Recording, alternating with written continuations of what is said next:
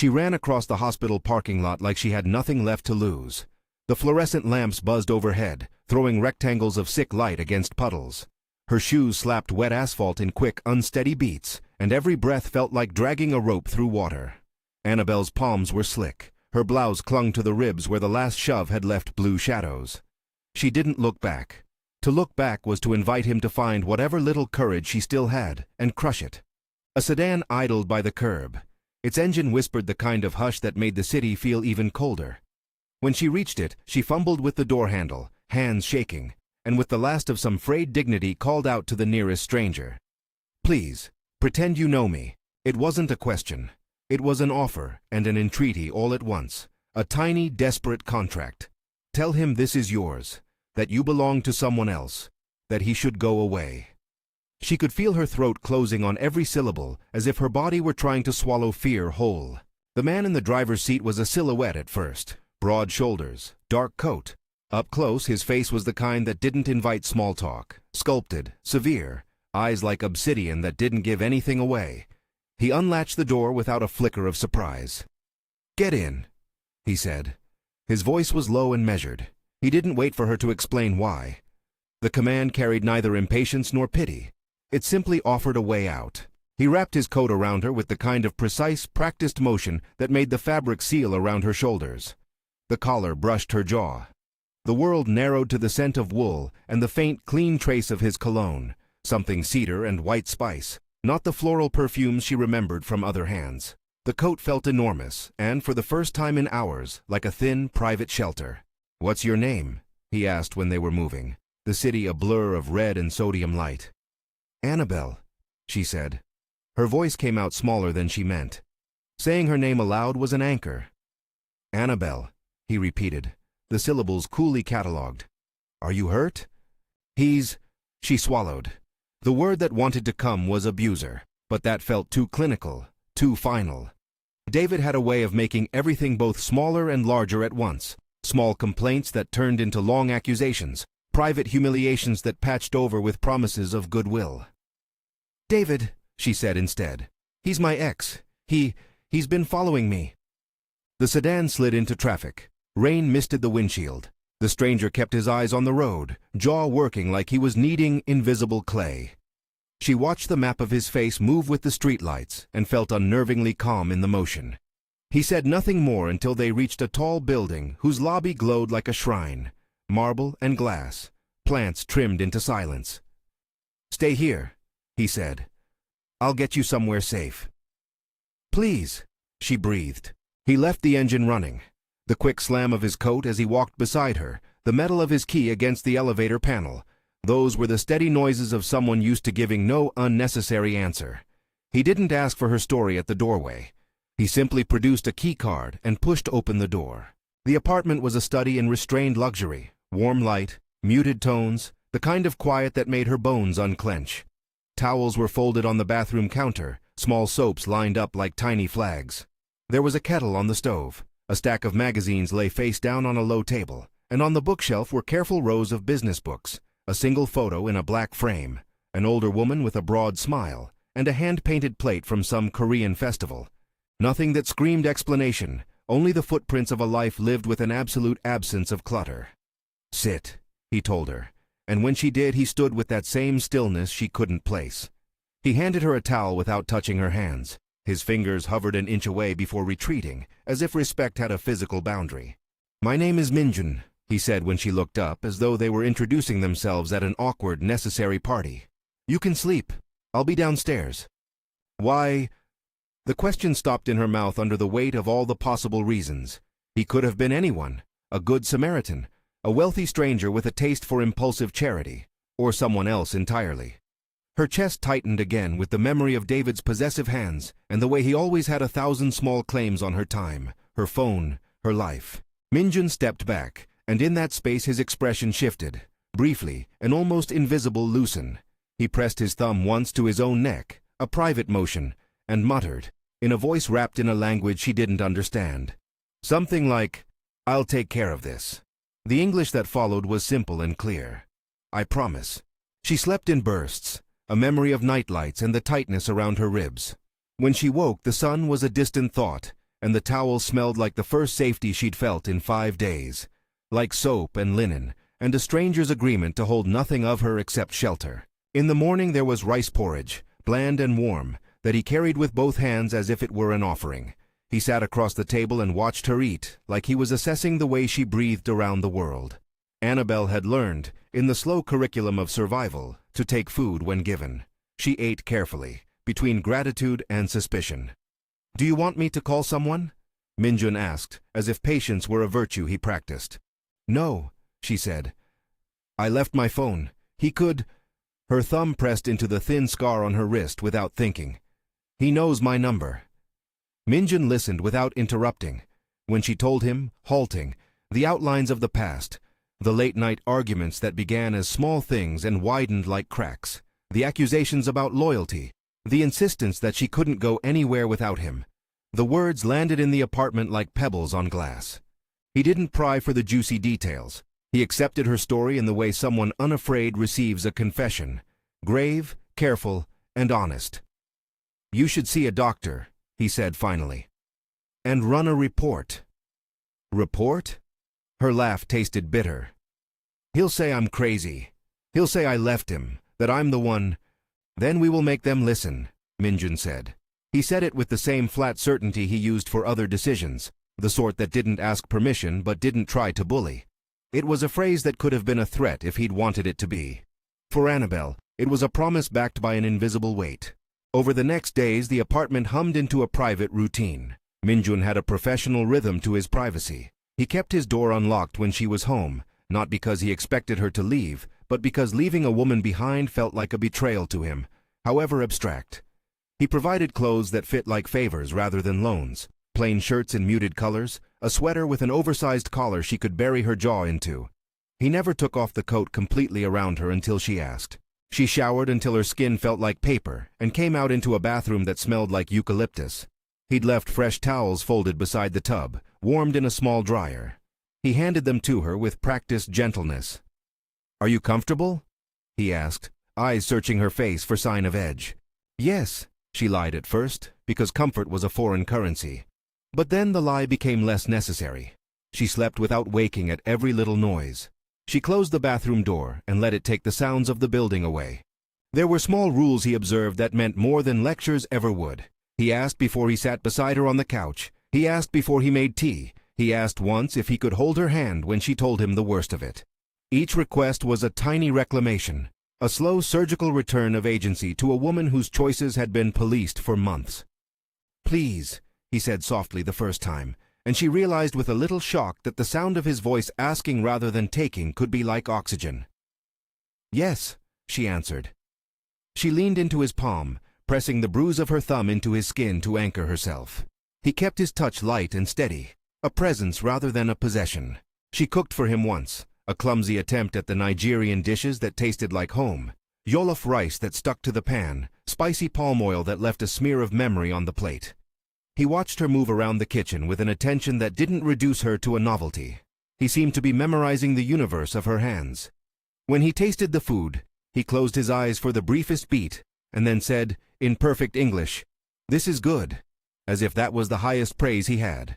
"You don't have to stay," he told her when she worried, when the silence after the last bite pressed at the edges of the room. "You can leave. No one will stop you." She wanted to believe him. Leaving, she had learned, meant more than walking away from a bad man. It meant walking toward a life she barely recognized. There were forms to fill, money to arrange, a school to navigate, immigration questions she didn't know how to answer. Annabelle had lived in the outline of other people's expectations for so long that choosing for herself felt like breaking a bone. "Why are you doing this?" she asked one evening as rain skittered against the window pane, the city a smear of neon beyond the glass. Minjun didn't answer right away. He sat by the window, a silhouette against the city, and there was a strip of tenderness around his mouth that softened the hard planes of his face.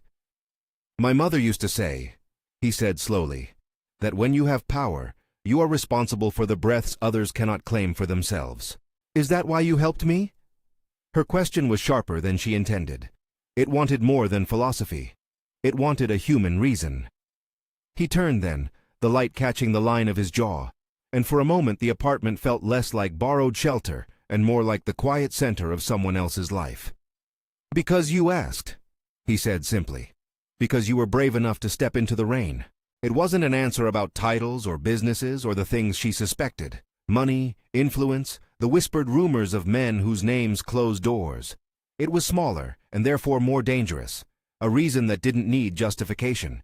She began to test the edges of her new safety. She took an old canvas bag and walked down to the neighborhood market. Once, on the corner, she saw a man in a suit glance at her. He wasn't David. His look was different, disciplined, assessing. She felt a flinch go through her like a reflex. Her hands tightened on the straps of the bag, and she remembered the way David kept a spare key hidden in her plants, the way he'd appear with a question on his lips and an accusation in his eyes. Minjun arrived at the market without explaining how he tracked her. He simply stood at a distance like a sentry, and when she caught his eye, his face was unreadable for only a second before he gave a small nod. That gesture changed something in her chest. It was the first time someone had crossed an invisible line for her without a scorecard. "Are you ready to make a plan?" he asked that night when they both stood in the kitchen, the city breathing around the building. "I thought this was the plan," she said. "This is shelter. Shelter is not a plan." He moved with a meticulous efficiency that was almost mechanical. He made a list on a scrap of paper, documents to secure, a doctor to visit, a lawyer, though when she asked about lawyers his answer was cautious. Indefinido. He didn't push details into legal certainty. He worked in probabilities and backups and people whose names he didn't give. When she asked if he would contact the police about David, he paused. "We can," he said. "But we must be careful. Some systems will be useful. Some will make you visible in ways you don't want. We choose which light we step into." His eyes held hers then like a hinge. He offered to pay for a replacement phone without question. He declined to take her passport or demand any proof of right to stay. He asked her instead to make choices and to tell him when she needed help making them. "Why do you ask?" she wondered aloud one night, the rhythm between them settling into something that made her nervous in its intimacy. The suspect in her that David had cultivated, always waiting for a betrayal, leaned forward, ready to sniff out ulterior motive. "Because I cannot help if I do not know," Minjun said. "Because I will not take over your choices. That is not helping." There was so much in that small sentence that was true and new. The idea that protection could exist without takeover, that someone could offer a shield while still allowing the shielded to hold a blade. In the quiet hours he sometimes sat across from her and told small stories about a childhood in a home smelling of rice and fermented bean paste, a mother who ran a small market stall and taught him how to measure trust in the way she piled coin. He spoke in clipped, careful sentences, unwilling to invite the intimacy she longed for, but also unwilling to stay a closed door. On the third night he said, "Annabelle, I will ask something strange." Her pulse ran against her throat like a small animal. "Ask it." "May I kiss you?" She blinked, surprised by the directness. The request landed like a hand on her shoulder. Not a seizure, not a demand, but a question about permission. His eyes were steady, patient. "Do you want me to?" she asked, because she had learned to make her own questions do the work of consent. He smiled, a brief, almost private thing. "If you want me to." She rested her fingers against the collarbone beneath where his coat had once shielded her, and felt the subtle vibration of his breath. "Yes," she said. Not because the word granted an answer to love, but because it was the first time in months she had chosen something for herself that wasn't about survival. She leaned forward. The kiss was nothing like the violent, possessive brushes she'd endured before.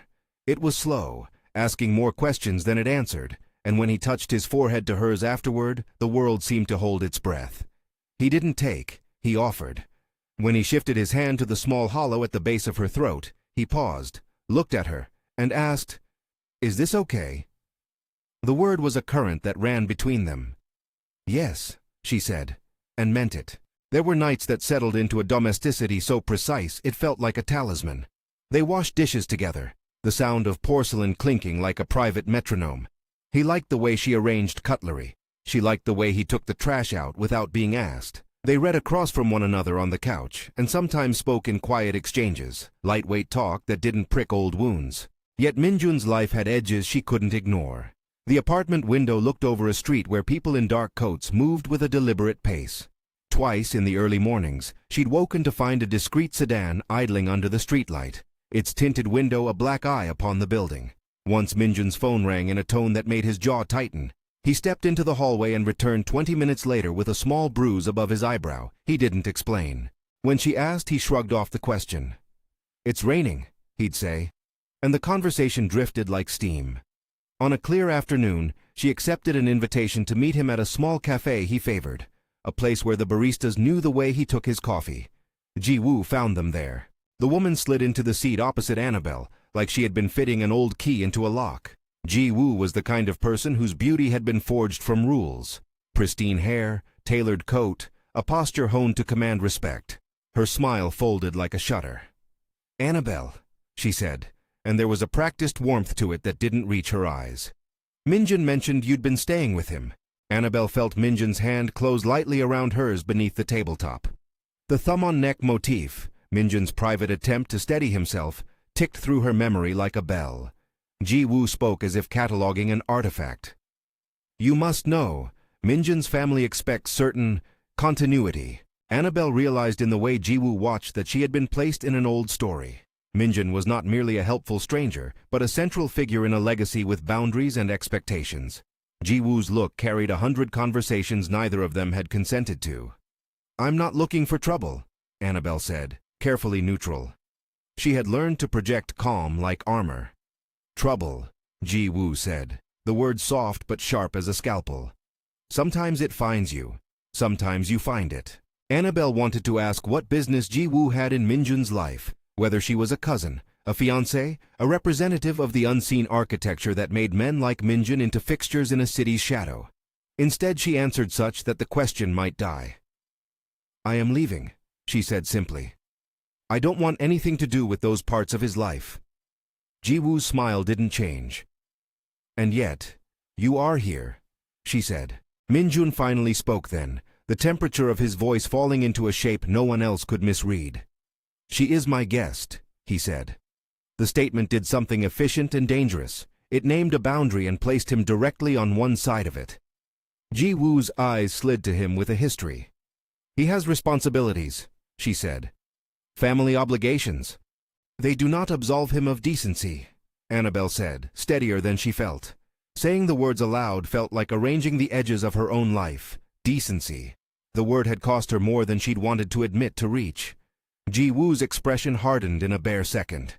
She folded her hands with the careful alignment of someone who had rehearsed the grip of authority. "Choice," she said. "Not everyone can hold both." Minjun's hand around Annabelle's was light but wholly possessive in the way a shield can be. For a breath, everything simplified into the tactile guarantee of his fingers. "This is my choice," he said. The cafe hummed on around them, the clatter of cups like distant rain. Ji-woo rose with a final smile that did not belong to the warmth she offered. "Then make sure it's not your only one," she said, and left as if the room had been her stage, and she, merely, the actress. After she left, the silence stretched thin between the two of them. Annabelle looked at Minjun and saw the faint indentation of a worry he didn't let show to the world, the ridge where power and obligation scratched at his armor. "You have enemies," she said at last, because sometimes naming a thing made it less monstrous. "People who think they own loyalty," he answered. "People who measure worth in bloodlines." "Will they hurt me?" "Only if you let them," he said. The phrase was part caution, part certainty. She wanted to believe him, but fear is a stubborn, practical thing. It reconfigures possibilities into paths that end in harm. It had been a faithful companion for so long that it took more than warmth to unseat. That night she sat up earlier than she wanted to and checked the locks like a ritual. His coat still hung by the bedroom door, the sleeves empty and folded, and there was a small, familiar crease in the collar where his thumb had rested against his neck, an invisible signature. She found herself smoothing it with the pads of her fingers, and she felt a ridiculous, tender affection for the gesture. The coat had become a talisman, wrapping her even when he was not there. Days folded into a rhythm threaded with small kindnesses, and with each repetition the idea of staying morphed from a desperate refuge into a possible life. Minjun offered to sit in the waiting room when she met a doctor. He did not answer a single question by proxy. He insisted she sign her own papers when they engaged with a lawyer, an older man who moved with a slow, legal certainty and whose counsel was careful and guarded. Minjun leaned at the edge of each conversation like a co-conspirator, interceding with a quiet suggestion, but always stepping back when decisions required her signature. When Annabelle spoke of school, Minjun did not mortar her hopes with skepticism. "I will support you," he said, as if support were a ledger he kept privately. "If you want to go back." She thought of the classes she had once daydreamed about in Lagos: literature, the mechanics of law, a chance to stitch the ragged outlines of herself into something whole.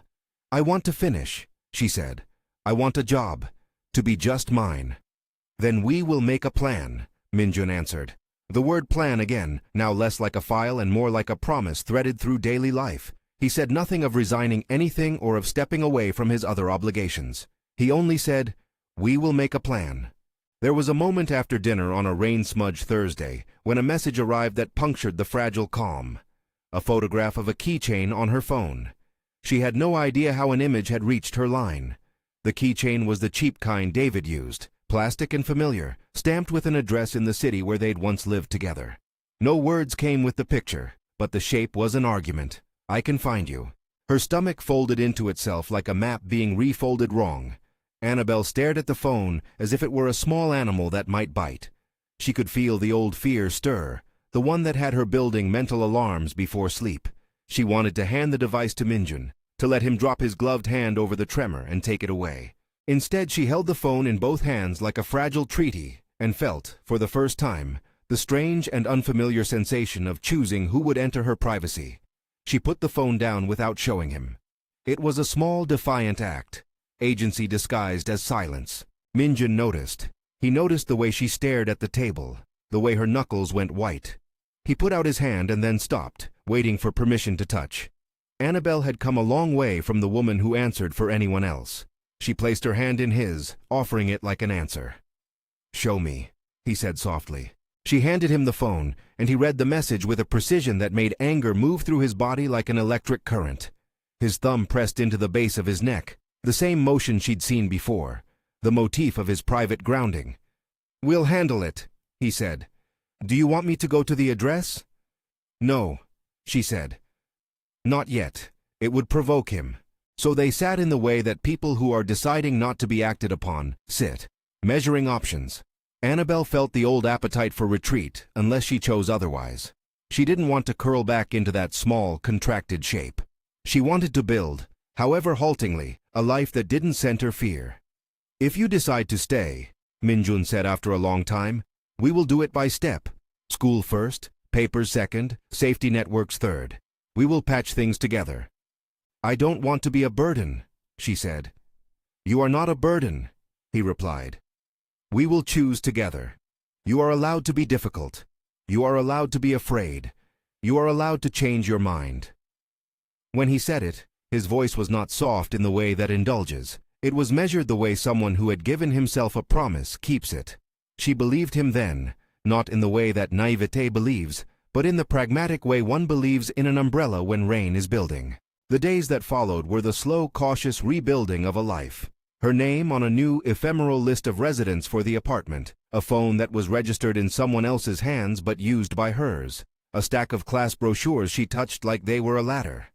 Minjun kept to a pattern, work calls that came in brief interludes, meetings he left the room for, and the occasional faint scar that appeared on his temple, and averted question. At night, when the city settled and the fluorescent hum of the hospital parking lot seemed a lifetime away, Minjun would sometimes sit on the balcony and tell her about his mother, as if the stories were talismans against the cold. He told her once about a patch of land where she grew bitter leaf and peppers, and how she had insisted that plants taught you to be patient. "Plants don't speak unless you water them," he said. "People are like that too." "I've been very dry," Annabelle admitted, placing her palm on the small of his back as they stood there, the city a quilt of far-off lights. The touch was casual and meaningful at once, an attempt to measure whether she could belong in someone else's orbit without being swallowed. He turned and looked at her in the way people look at a map they've memorized. "Then water will be what we do," he said. He smiled, that brief motion again, and the apartment felt fuller. For the first time since she ran across the parking lot, Annabelle allowed herself to plan for more than the next hour. She folded the brochures into a small stack and set it beside her bed. She made a list of classes she wanted to take. She made a list of small things a woman who was trying to be free needed, A bank account? A friend? A morning routine that started without a call at 2 a.m. that would become an accusation. The world, she discovered, was not a binary of danger and safety, but a collage of carefully managed moments. She chose, day by day, to hold on to the pieces that felt like progress. Each decision was a tiny vote cast for herself.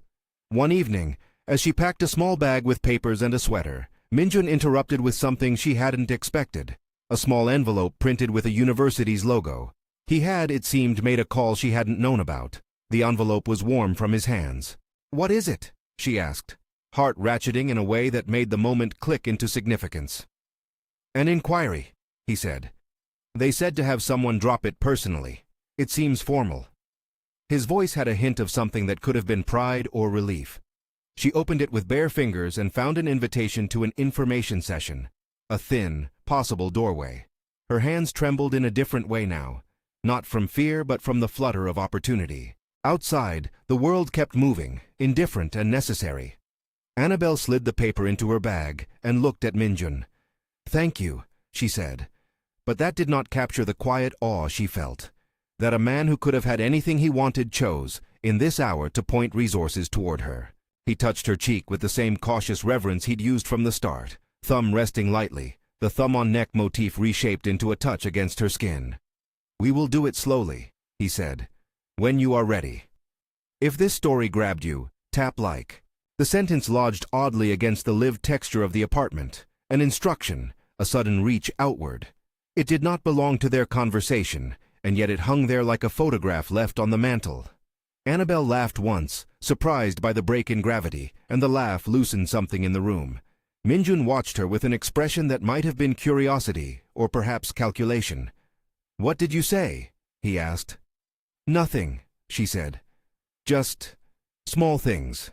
They moved forward from that place with the careful choreography of rebuilding, meetings scheduled, a temporary phone number memorized, a plan for a doctor who would document her injuries. Minjun's world, with its silent magnitudes, receded into manageable slices. Annabelle's nights were a little less jagged. She practiced saying out loud, "I am safe," until the phrase lost the taste of pretense. Then, on a day narrow with the sun, Ji-woo reappeared, this time not in a cafe but at a charity dinner where Minjun had been photographed in the papers. The photograph, public and small, showed him with a group of men and a woman who looked like the city's sanctioned elite. In the caption, his name was adjacent to words that smoothed the edges of his darker life into respectable, rounded corners. Ji-woo's presence in the photograph was deliberate. It was a story the papers ate up with relish. When Annabelle found the clipping tucked among the mail, she felt the old heat of vulnerability spike. She realized then what had always been true. Living within Minjun's orbit meant moving across a landscape already marked by other people's expectations. That evening, when the city had folded itself into a darker navy, a new text arrived, a single stark line from a number she did not know. The message contained only a time and a place. Thursday, Pier 7. Annabelle's hands went cold. The keychain photograph had been a warning. This was an invitation. She thought of David and the neat, cruel logic he loved to deploy. Make her afraid. Let fear tighten the leash, then present safety as the only real choice. She thought of Ji-woo and the newspaper photograph and the invisible lines that made Minjun more than a single man. Minjun saw the message as soon as she did. He read it and did not smile. The place named was the harbor, a stretch of concrete and wind where things were exchanged in the dark. It sounded like the beginning of a confrontation. "Do you want to go?" he asked. Annabelle looked at the note, and then at him. The coat hung in the doorway, the thumb-mark crease soft from handling. The pattern of safety they had built, choices, consent, plans, sat fragile between them. Going would be stepping into his world. Staying would be stepping into an unknown where fear might find new ways to reach her. She folded the paper and slipped it into her bag, feeling that old, decisive beat of choice. "I will come with you," she said. Minjun's face softened for only an instant, and then his expression hardened like someone who had put a mask into place. "Then we will go together," he said, "and I will be the one who decides who leaves." They left later, the car's engine a low thrum in the night. The coat wrapped around her was his gift and his boundary. The hum of the city moved past in long, indifferent strokes. Annabelle sat beside him and felt the weight of his hand finding hers on the center console. a quiet, firm tether. As they drove, Annabelle thought of the words that had set everything in motion, the small, unbelievable phrase that had been the hinge of her life. Please, pretend you know me. That ask had been her act of agency in the parking lot, a wager on the kindness of a stranger. It had been, she now understood, the first of many choices she would make in this new life. She had not meant for the stranger to be Minjun, a man whose name came with shadows. She had not meant for the hand that wrapped her in a coat to belong to someone who carried lineage and power like weather. Still, as the city lights smeared and the harbor drew closer, the coat around her shoulders felt both strange and familiar, like a borrowed truth about the future. She wondered, with a caution that tasted like hope, whether ownership could ever be tender. She did not know then that his would not mean the kind of possession David had used to make her small. It would mean a different, more dangerous thing, an entire life offered as a refuge, with strings that cut and bind in ways no one could predict. They were driving toward a place where loyalty would be tested, where choices would have consequences, and where the line between protection and control would be drawn by hands far larger than her own. The harbor wind bit through the car windows. Minjun's thumb rested against his neck one more time, as if to remind himself of the promise he'd made. Not to the world, but to the small, astonishing person beside him who had asked a stranger to pretend they cared. They parked a block from the pier and walked the rest of the way in a silence that was its own pact. The air tasted of salt and old tar. The harbor lights threw long, nervous reflections across the water. Annabelle felt her hands in her pockets like talismans, as if hiding them might hide the tremor inside. Minjun's coat hung off one shoulder, a dark flag she could still feel at her back, even when he wasn't beside her. The pier was one of those places where the city shed its civility like a coat. Containers leaned like stacked bones. A few men lingered beneath the cranes, faces that belonged to other nights. At the edge, a cluster of figures waited, two in plain clothes, a third with a posture like a threat. The man who stepped forward when they approached had David's gait before Annabelle could see his face, the slow ease of someone used to being waited on. He was smaller in the harbor's light, angles sharpened by the sea wind. He smiled when he saw her, the kind of smile that meant he thought himself a final, inevitable thing. Annabelle's ribs constricted into a small, practiced brace. "Thought you'd hide," he said, voice thick with the arrogance of someone who thought fear a leash. Minjun's hand found hers and squeezed, a small private signal. The thumb on the neck that had been his private calm slid into the familiar pocket of habit.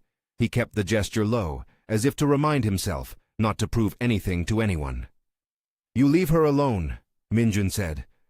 The words were a quiet machine, simple, absolute, intended to be more of a boundary than a threat. David laughed, the sound brittle. "And who are you? Her knight? She doesn't need one. If you take another step, you'll regret it," Minjun answered. His voice did not rise, it only became a colder metal. For a breath, Annabelle thought he might step forward and end the exchange by physical force. Instead, he watched David's face like someone reading a map, then shifted his weight. A car hood popped like a punctuation. From the shadows, a different presence moved, Minjun's ally, a huge man whose eyes took inventory of the pier's exit routes. There was no melodrama in it. The evidence of strength was in the way directions were pointed and choices made. David bristled, looked to his own small group. The third man stepped forward, and for a wild second Annabelle thought she might still be in the small loops of her old life. Accusation, shame, threats thinly disguised as concern. Then the man who'd stepped forward cracked, a rumor of metal. Someone from the distant shoreline shouted. The tide of the pier's watchers shifted. Minjun's response was methodical. He never let his anger be the engine. He let it be the tool he kept sheathed. His hand on the console of his jacket opened into a motion that could have been an explanation.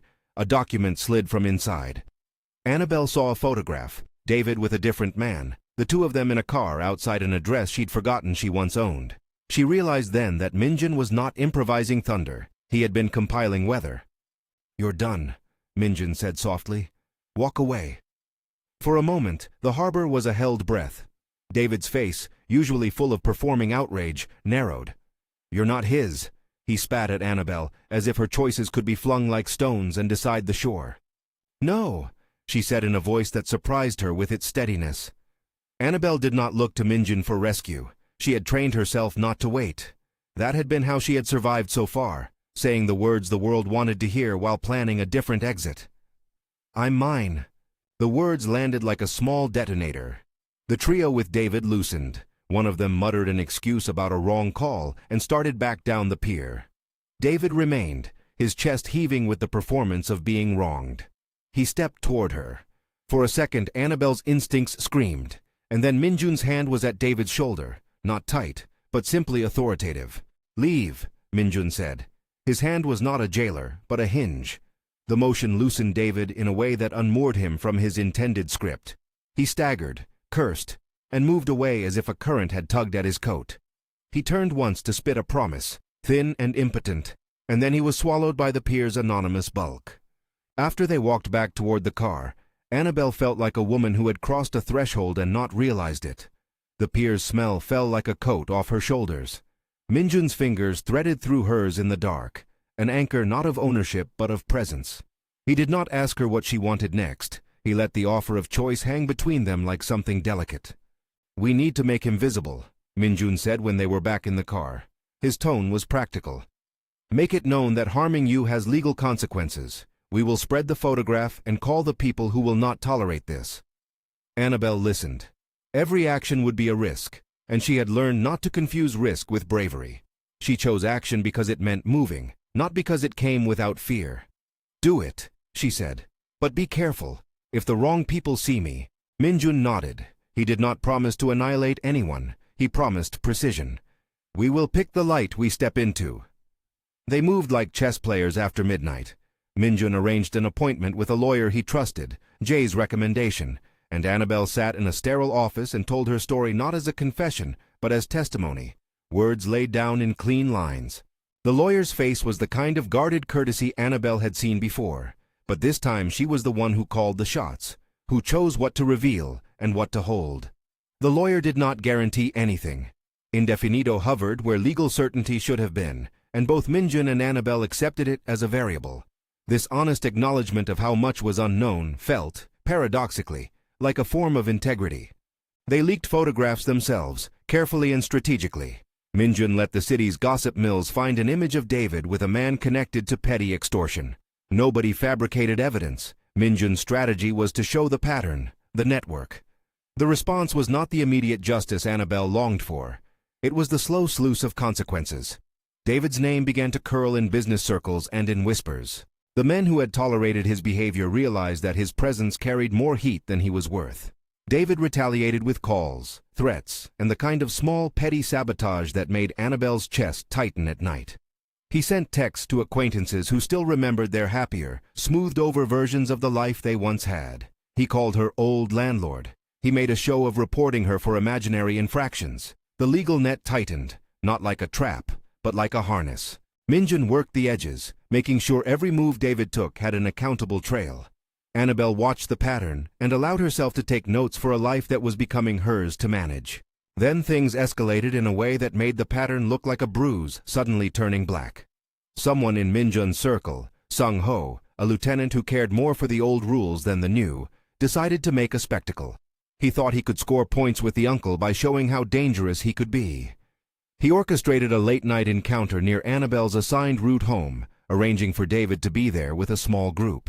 It was sloppy, it was violent, it had the ugly excitement of men who thought their own power would carry them through. Annabelle was on her way to a library meeting when the attack happened. She had let herself think of paper and study, the small hope that tests and essays could be an arithmetic of normalcy. Minjun had told her not to go alone, but she wanted, in small gestures, to practice autonomy. She would walk a block and call him, she had said. The call never got through.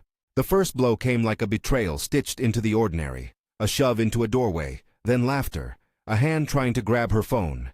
Annabelle's knee jerked into a reflexive flinch. She had trained herself to duck, to anchor, to find purchase on the world when it trembled.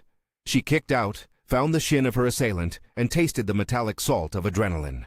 A sound like a howl broke the small, practiced rhythm of the attackers' voices. Minjun found them because he was never truly absent. He had been watching from 2 blocks away, a shadow at the edge of his own patience.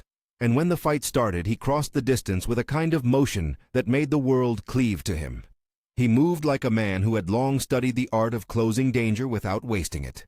He did not search for applause. He searched for the simplest end. When he arrived, Annabelle had a hand up, an elbow against a jaw she'd managed to wedge. The attacker lunged. Minjun's fist drove into the man's shoulder in a way that sent a sound like a snapped branch into the night. The fight was quick and brutal, but it left marks, on faces, on reputation, and on conscience. Sung-ho fled, but not before splitting his lip on a curb. David, small, cowardly, ran off in the wrong direction and was detained by a couple of bystanders who recognized him from the circulating photographs. The police arrived, a blur of blue and the smell of rain on tar, and the story began to shift into official channels. The physical violence was over in minutes. The aftermath took longer. Annabelle's wrist throbbed. A cut at her temple thinned into an ache. Her breath was staccato with shock. Minjun's hand trembled in a way he didn't like to show. He had not intended the night to turn like that. He had wanted a quieter removal, a plan that would have minimized violence. But the city's rules are stubborn. Sometimes the old guards choose spectacle to demonstrate they still hold the rope. They spent the night in a hospital room that smelled of antiseptic and cotton. Minjun sat by Annabelle's bed with his jacket draped over her knees like a second skin, thumb once again finding the hollow of his neck. The bruises were small, but Annabelle's mind clenched around them like a memory that might slip into a story that was not hers. The police took statements. Annabelle spoke with a clarity that bordered on shock. Names, times, the sequence of events. She was the narrator of her own survival for the first time in a long stretch of her life, and the act of narrating felt like a release. David was arrested that night on the strength of witness testimony and the evidence that had been distributed. Sung-ho's escape would have consequences, but these were not the neat cinematic punishments of revenge. They were the slow grind of men who find themselves on the wrong side of their boss's calculus. Sung-ho's allegiance to the uncle, visible now, earned him little sympathy.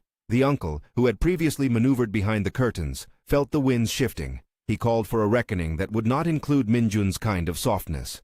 Minjun's wound came later. He had not wanted to fight that night. He had wanted to make the risk tolerable. But a man who grew up balancing violence and restraint miscalculates sometimes. He stepped into the fray to keep Annabelle from being a target, and found, in the heat of the scuffle, that someone on the other side had a knife. The blade missed Annabelle by the thickness of a breath and caught Minjun on the shoulder, a shallow but jagged cut that bled into his shirt like a map of choices. In the ER, Annabelle watched the humming machinery of tending. Minjun's face was pale beneath the controlled surface of him. He did not complain. He allowed the nurses to stitch the wound closed with the same precision he used in other decisions. His hand found hers across the sheet, fingers tangling like a quiet litany. "I'm sorry," he said once, not into a hollow of defeat, but a language of responsibility that acknowledged the cost of being protective. "It's not your fault," she said, which was true, and not the whole truth. The cost of safety was never one-sided. It was a ledger both of them would have to learn to tally. While the hospital light hummed, word moved through other channels. Jay emerged as the one who could navigate the family's fractures without performing cruelty for its own sake. He made a calculated move, public distancing from the uncle's more violent associates, a promise, half political, half moral, to shift the business away from the practices that had made the family a shadowed engine of fear. The uncle, infuriated, attempted to tighten his ring. The result was neither a neat coup nor a dramatic assassination. It was a series of negotiations, threats, and legal pressure. Men were arrested on the basis of wiretaps Minjun had the foresight to reveal to prosecutors.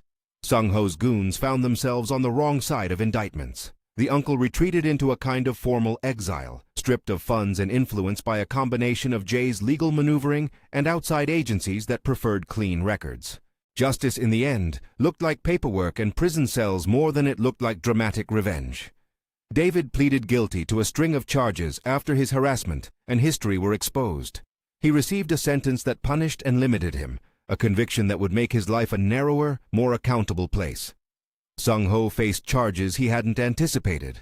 The uncle's network was severed, not by a single blow, but by a steady attrition of allies and assets. Jay emerged from the smoke with a new role. Less of a gangster, more of a manager who preferred to keep the family viable, rather than violent.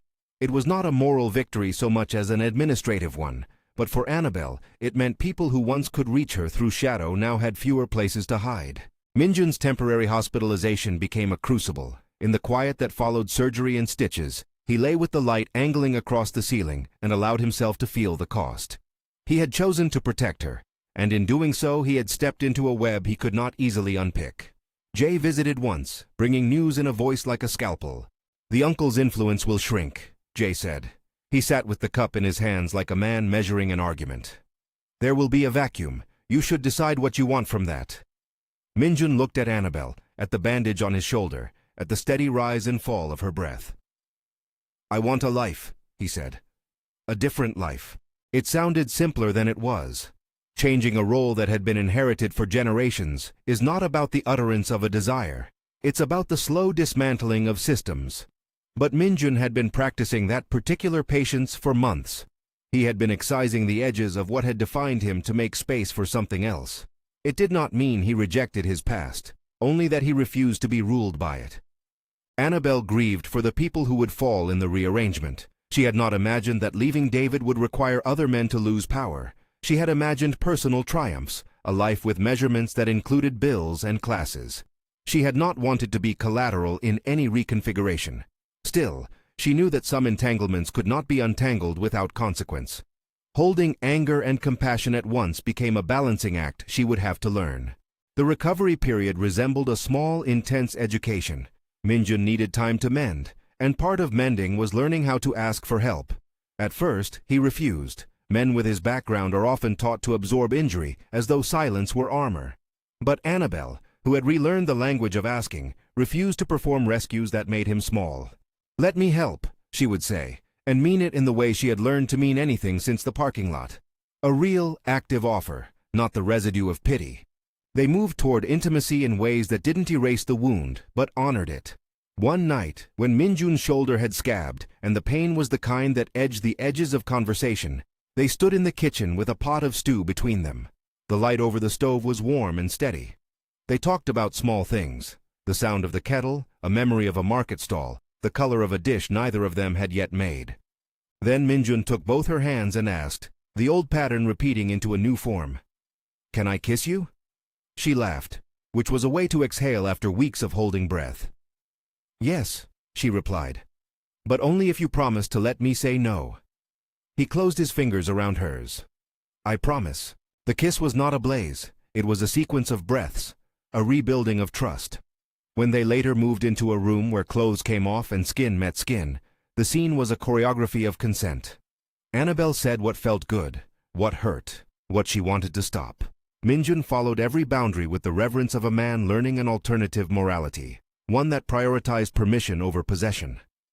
Their lovemaking was gentle and sometimes clumsy, filled with the awkward, delicious discovery of two people no longer content to be defined by other people's expectations. It was a tenderness that felt earned, because both of them had given pieces of themselves before and wanted different endings now. As the months passed, the practical pieces of life reassembled themselves. Annabelle enrolled in classes, attended lectures, and began the slow arithmetic of credits and papers.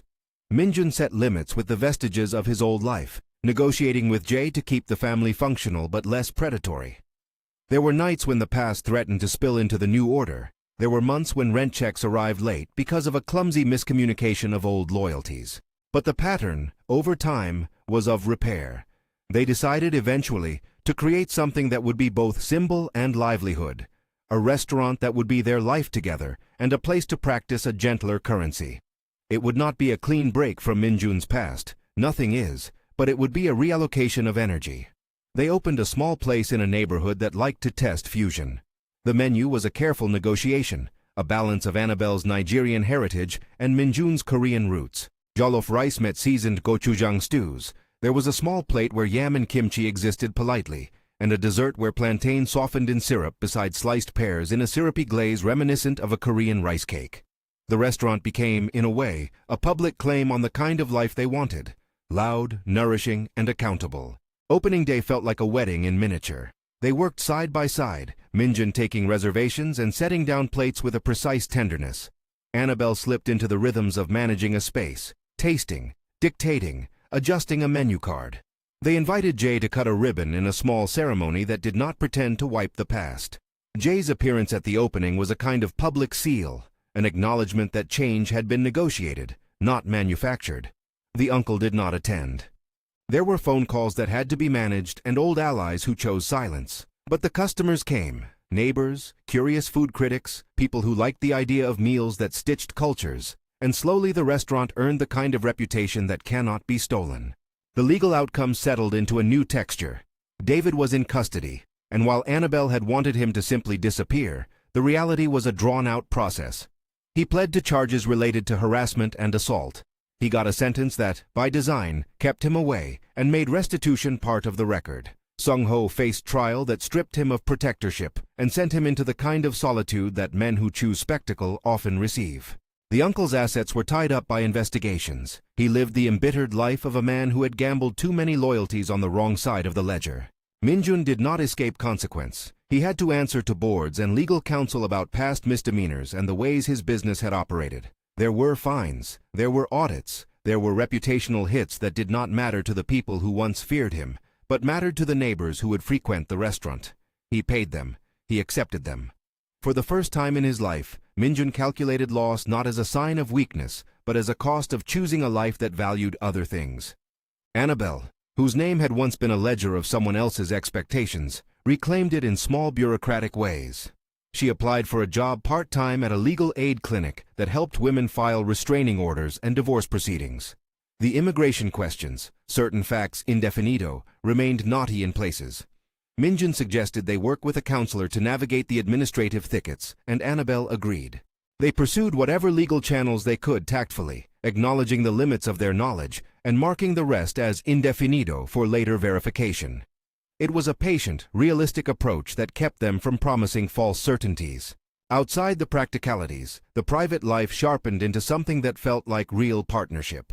There were small rituals that belonged only to them. Sunday morning spent making a huge pot of stew, the thumb-on-neck motif converted into a ritual kiss at the base of the throat before they left for work. The coat that had once shielded Annabelle now hanging in the restaurant's small office like a marker of origin.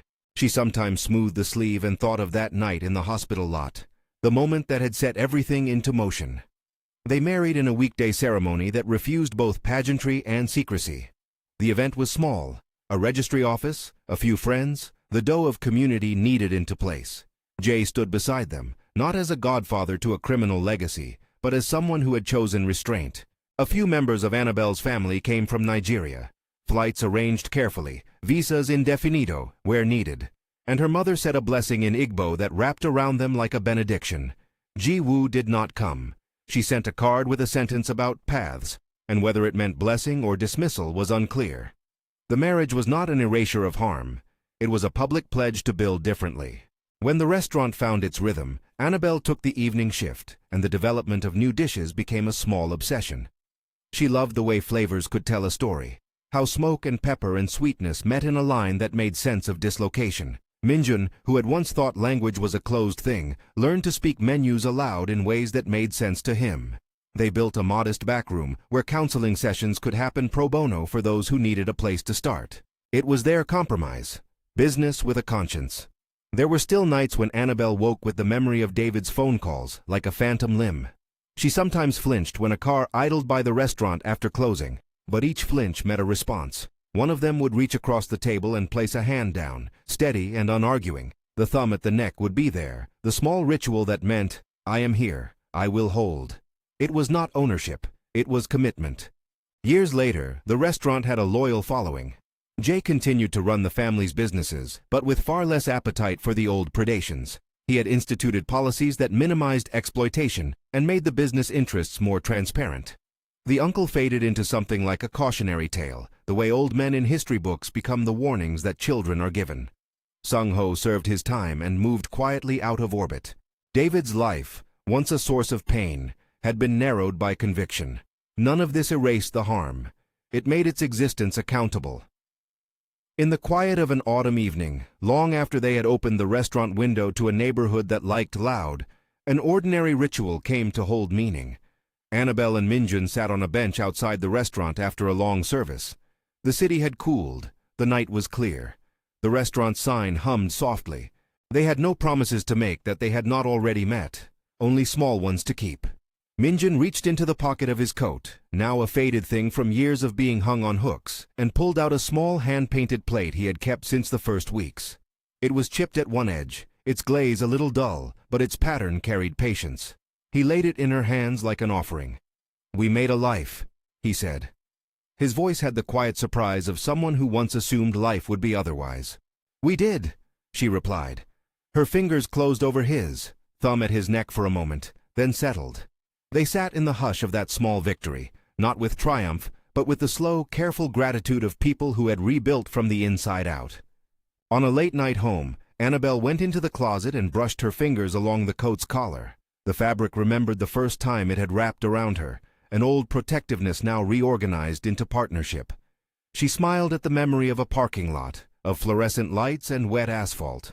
That night had been a wild pivot in a life that could have bent in many directions. She had made a choice in a parking lot. She had also made many choices afterward, about classes, about legal counsel, about the meaning of consent and the metrics of safety. None of them were easy. All of them were hers. They closed the restaurant each night the way they had learned early, counting plates, wiping down surfaces, sharing a last small bowl of something warm. The city hummed beyond the glass. Inside, their life felt like a recipe that required patience and heat, an ongoing process more than an instant triumph. Once, as they sat on the stoop with a single cup of tea between them, Minjun asked, softly, "Are you truly happy?" Annabelle looked at him, at the lines that worry had carved into his face, at the small steadiness of his hands. She thought of the woman who had run across a hospital parking lot with her blouse clinging to the ribs, and remembered how much bravery it takes to ask a stranger to pretend. She thought of the long, careful work it had taken to turn crusted fear into a kitchen where she could teach others to stand. "I am," she said. "Not perfect, not unbroken, but yes, I choose this, and I choose it again." Minjun touched the small of her back with the gentlest reverence, thumb finding the hollow of his neck for the familiar, private reason. "Then I will keep choosing you," he said. His voice was an old promise with new shape. They married, rebuilt, and kept the small rituals that made ordinary life a sanctuary. The coat hung quietly in the closet. The thumb-on-neck motif became one of their private languages of reassurance. And the restaurant, a place where their separate cultures braided into something new, became a public celebration of the life they chose. If their journey moved you, subscribe for more full-length romantic suspense stories.